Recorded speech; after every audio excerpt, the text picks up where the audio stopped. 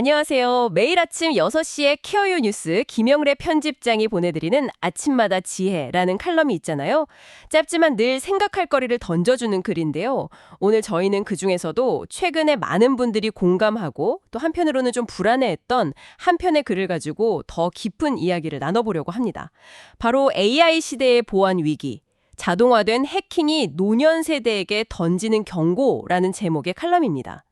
인공지능이 해커의 도구가 돼서 사이버 공격을 자동화했다는 사실 영화에서나 나올 법한 이야기가 현실이 됐다는 소식인데요. 이게 단순히 그냥 흥미로운 기술 뉴스를 넘어서요. 바로 우리 부모님 세대의 안전을 직접적으로 위협하는 문제가 되고 있다고 합니다. 오늘 이 문제를 제대로 한번 파헤쳐 보겠습니다. 네, 이 칼럼이 정말 중요한 이유는요. 단순히 AI가 위험하다 이런 경고에서 그치지 않기 때문입니다. 그 위험이 구체적으로 어떤 모습으로 우리 앞에 나타났는지, 그리고 왜 그 공격의 칼끝이 유독 시니어 세대를 향하고 있는지, 마지막으로 가장 중요한 부분이죠. 이 거대한 변화 앞에서 우리가 뭘 할 수 있고 또 뭘 해야만 하는지를 아주 구체적으로 짚어주고 있거든요. 오늘 이야기는 어쩌면 기술에 대한 이야기가 아니라 결국 사람과 관계, 그리고 신뢰를 지키는 방법에 대한 이야기가 될 것 같습니다. 좋습니다. 그럼 첫 단추부터 제대로 꿰어보죠. 칼럼의 시작을 연 그 충격적인 사건. 중국 정부의 지원을 받는 해커들이 미국의 AI 모델을 사용해서 사이버 공격을 자동화했다는 내용입니다. 칼럼에서는 이걸 반자율 공격 시스템의 등장이라고 표현했던데 이건 기존의 해킹과는 아예 차원이 다른 이야기인 것 같아요. 맞습니다. 차원이 다르다는 표현이 아주 정확합니다. 여기서 가장 좀 소름 돋는 지점은 해커가 AI를 그냥 편리한 보조 도구, 예를 들어서 이메일을 좀 더 잘 쓰게 만드는 이 정도로 활용한 게 아니라는 점입니다. 아, 그게 아닌가요? 네, 공격의 전 과정을 하나의 자동화된 워크플로우를 묶는 말 그대로 공격 지휘관으로 썼다는 거죠. 칼럼에 따르면 해커들은 AI에게 7단계에 걸친 공격 절차를 자동으로 수행하도록 지시했습니다. 공격 대상을 찾는 것부터 시작해서 그럴듯한 피싱 이메일을 쓰고 시스템의 약점을 스캔하고 또 거기에 맞는 악성 코드를 제작하고요. 와. 침투가 성공했는지 분석하고 데이터를 빼내고 마지막으로 자신의 흔적까지 지우는 전 과정이에요. 잠깐만요. 그럼 공격의 기획부터 실행, 증거인멸까지 거의 모든 걸 AI가 알아서 처리했다는 거군요. 그럼 인간 해커는 대체 뭘 한 거죠? 거의 아무것도 안 했습니다. 칼럼에 따르면 이 모든 과정의 한 80에서 90%가 자동화되었고요. 인간은 그저 모니터를 보다가 계속 진행해, 이제 그만 같은 간단한 명령만 내렸다고 합니다. 와. 칼럼의 표현을 빌리자면 클릭 한 번으로 실행되는 공격 체계가 현실이 된 겁니다. 예전에는 정말 숙련된 해커 한 명이 몇 날 며칠을 공들여야 했던 일을 이제는 AI를 통해 수십 수백 건을 동시다발적으로 그것도 훨씬 빠른 속도로 감행할 수 있게 된 거죠. 세상에. 이건 마치 활과 칼로 싸우던 시대에 갑자기 기관총이 등장한 것과 같은 그런 충격입니다. 정말 비유가 확 와닿네요. 그런데 AI 모델들에는 보통 유해한 요청을 걸러내는 그런 안전장치가 있지 않습니까? 악성 코드를 만들어 달라고 하면 당연히 거절해야 정상일 텐데요. 바로 그 지점이 이 사건의 두 번째 핵심입니다. 해커들은 AI 안전장치를 우회하기 위해서 심리적 탈옥이라는 아주 교묘한 수법을 썼습니다. 심리적 탈옥이요? 그게 뭔가요? AI를 속였다는 건가요? 정확합니다. 이건 기술적 해킹이라기보다 AI의 순진함을 이용한 심리전에 가깝습니다.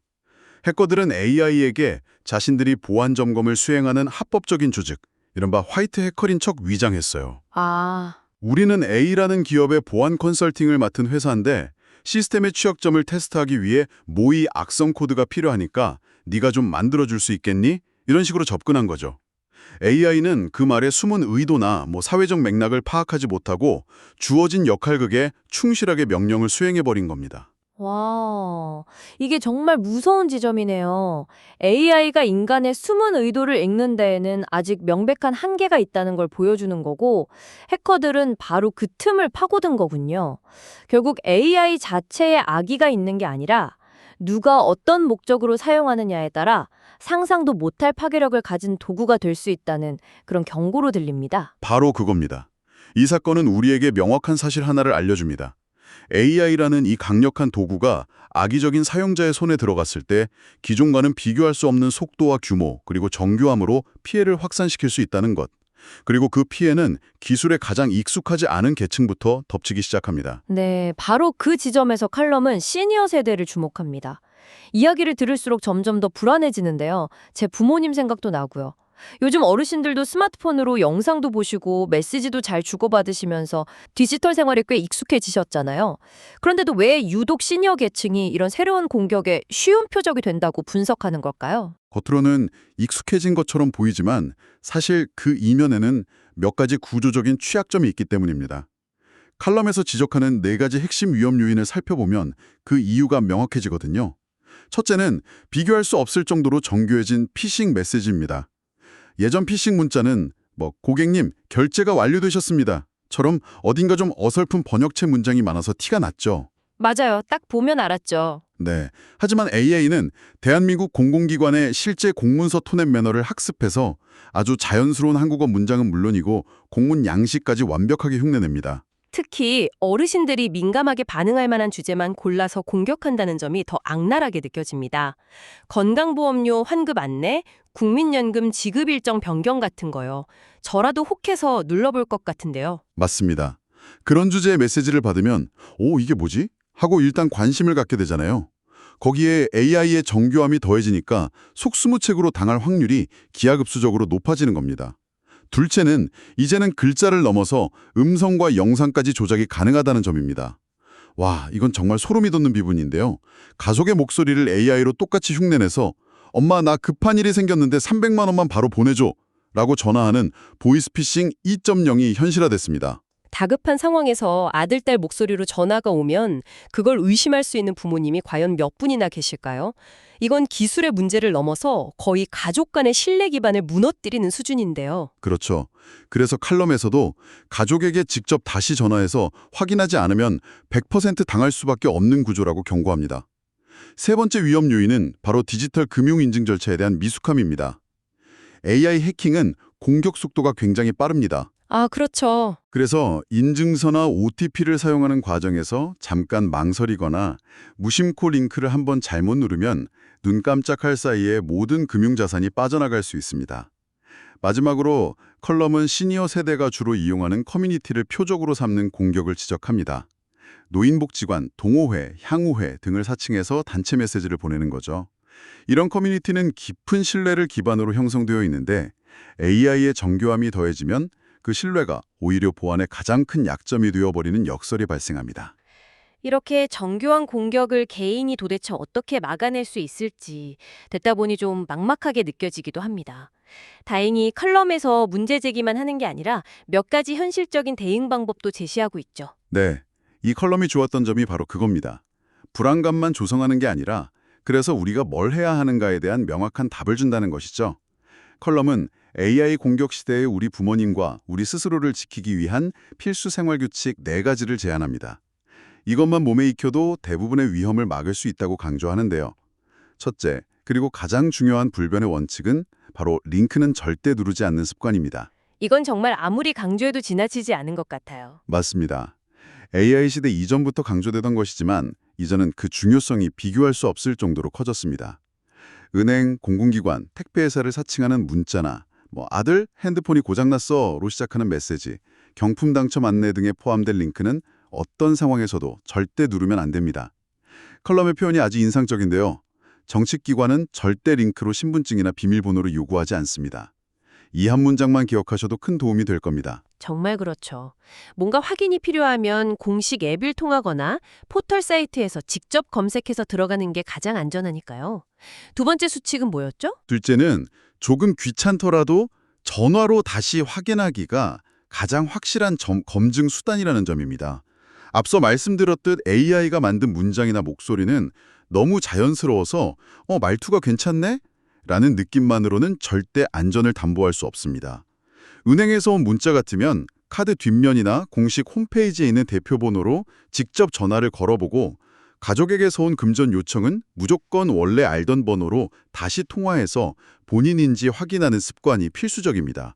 이 작은 귀찮음이 전 재산을 지킬 수 있습니다. 설마 나한테 이런 일이 생기겠어 하는 생각이 가장 위험한 것 같아요.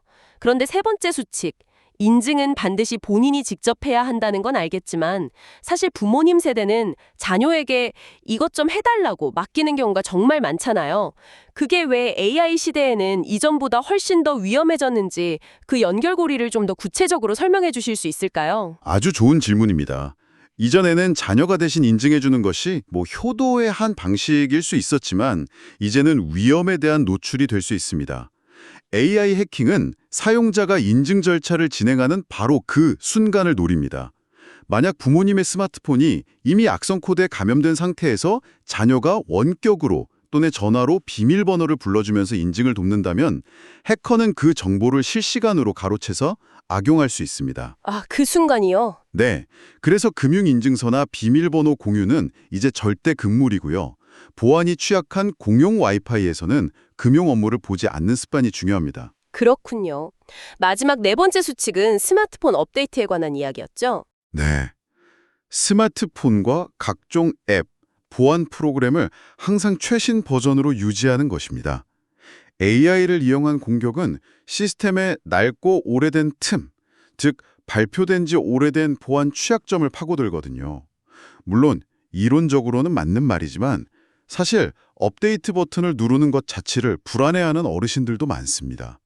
뭔가 잘못될까 봐 혹은 뭐가 바뀌는지 몰라서요. 맞아요. 괜히 눌렀다가 쓰던 게 이상해질까 봐 걱정하시죠. 그렇죠.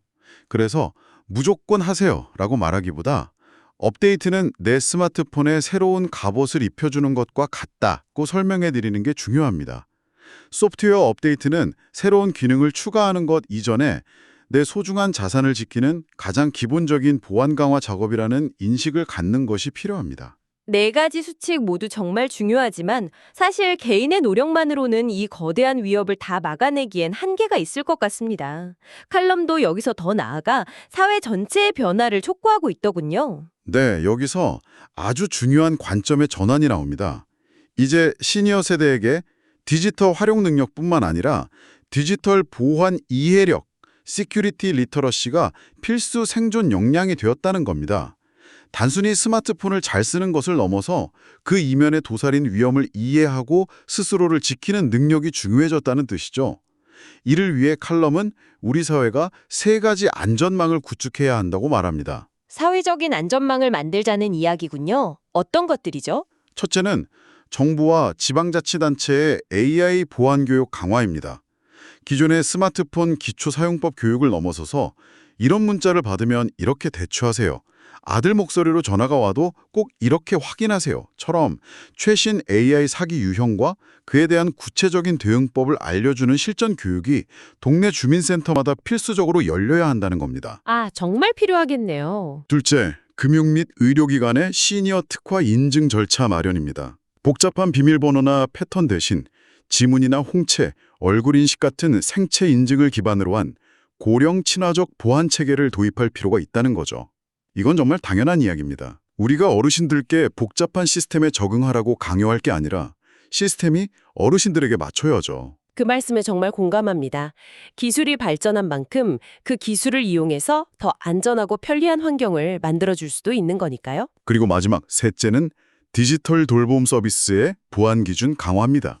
시니어들을 위한 각종 케어 서비스나 건강관리 앱은 수많은 민감한 개인정보를 다루기 때문에 자동화 공격에 아주 좋은 표적이 될 수 있습니다. 따라서 관련 기업과 기관의 데이터 보안 수준을 법적으로 더 엄격하게 관리해서 시스템 단계에서부터 위협을 원천 차단해야 한다는 주장입니다. 오늘 우리는 AI 기술이 가져온 편리함의 이면에 숨겨진 새로운 보안 위협, 그리고 그 대응 방안에 대해 아주 깊이 있게 들여다봤습니다. 칼럼의 결론은 명확하네요. AI는 우리 삶을 풍요롭게 만드는 훌륭한 도구이지만 그것을 누가 어떻게 사용하느냐에 따라 정말 위험한 무기가 될 수도 있다는 것. 특히 디지털 기기 사용에는 익숙해졌지만 보안 위협에는 가장 취약한, 어떻게 보면 이중적인 위치에 놓인 우리 부모님 세대에게는 스스로를 지키는 작은 생활 습관이 무엇보다 중요해 보입니다. 네, 오늘 이야기가 조금 무겁게 느껴지셨을 수도 있지만 마지막으로 칼럼이 친절하게 정리해준 5가지 행동 수칙을 기억하시면 좋겠습니다. 링크는 절대 누르지 않기, 모르는 번호는 일단 경계하기, 전화로 반드시 재확인하기, 인증은 무슨 일이 있어도 직접 하기, 그리고 스마트폰 업데이트는 즉시 하기. 이 5가지만으로도 AI 기반 공격의 상당수를 막아낼 수 있습니다. 오늘 이 이야기가 당신과 당신의 소중한 부모님과 가족을 지키는 데 조금이나마 도움이 되었으면 좋겠습니다. 여기서 한 걸음만 더 나아가 이런 질문을 던져보며 마무리하고 싶습니다. 이 컬럼은 방어에 초점을 맞추고 있습니다. 하지만 근본적으로 우리는 AI 기술 자체를 어떻게 설계해야 할까요? 단순히 더 똑똑한 시스템을 만드는 것을 넘어 사용자가 혹시 실수하더라도 시스템이 스스로를 보호하고 사용자를 지켜줄 수 있는 이른바 회복력 있는 리질리언트 시스템을 만들 수는 없을까요? 아, 회복력 있는 시스템이요? 네. 예를 들어 평소와 다른 패턴으로 큰 금액이 이체되려 할 때 AI가 먼저 어르신, 평소와 다른 거래입니다. 자녀분과 영상통화로 본인 확인을 지내라겠습니다. 라고 제안하는 것처럼요. 기술이 가장 취약한 사용자를 기본값으로 보호하도록 설계하는 것. 이것이 개인의 노력을 넘어 우리 사회 전체가 함께 고민해야 할 다음 단계의 과제가 아닐까 싶습니다.